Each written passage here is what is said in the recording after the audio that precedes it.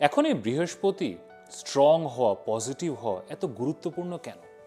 কারণ আমাদের জ্যোতিষশাস্ত্রে 9টা গ্রহ আছে, আমরা অনেক কিছু নিয়ে আলোচনা করি, কিন্তু সবচেয়ে গুরুত্বপূর্ণ গ্রহ হচ্ছে বৃহস্পতি। আপনার বৃহস্পতি একসাথে আপনার জীবনের অলমোস্ট 90% জিনিস কন্ট্রোল করে। ফার্স্ট অফ অল জাস্ট একটু অঙ্কের দিকে তাকে, মানে বৃহস্পতি একটা ঘরে বসে আপনার বার্থ চার্টে, ওখানে তো সে কন্ট্রোল করছে। বৃহস্পতির মালিকানায় দুটো ঘর আছে, ধনু রাশি, মীন রাশি, সেগুলো কন্ট্রোল করে। তার দৃষ্টি আছে, সে 3টা ঘরকে দেখে। সো অলরেডি তো সে 6টা ঘরকে ধরেই ফেললো। এটা ছাড়াও বৃহস্পতির অনেক কারক তত্ত্ব আছে, আমাদের জীবনের অনেক অ্যাসপেক্টস আছে যেগুলো বৃহস্পতির মাধ্যমে সৃষ্টিকর্তা নিয়ন্ত্রণ করেন।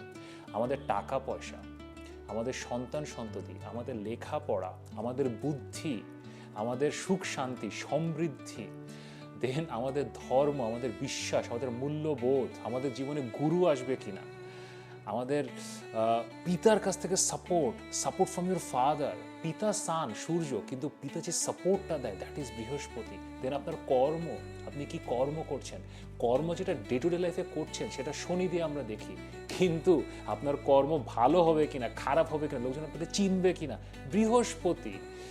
দেন আপনার আশা আকাঙ্ক্ষা, হোপস অ্যান্ড ডিজায়ার, আপনার জীবনের অ্যাম্বিশন, এগুলো ফুলফিলড হবে কিনা, আপনার জীবনে পদকপ্রাপ্তি হবে কিনা, আপনি জীবনে হায়ার র্যাঙ্কে উঠবেন কিনা, বৃহস্পতি।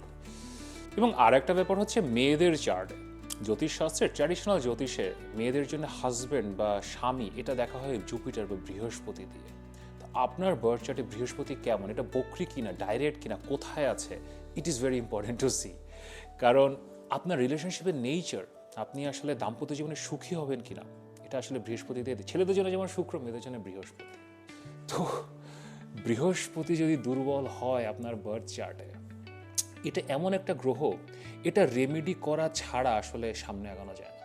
মানে এখন আপনার একটু দুর্বল শনি আছে, দুর্বল মঙ্গল আছে, আপনি বাইপাস করে বের হয়ে যেতে পারবেন।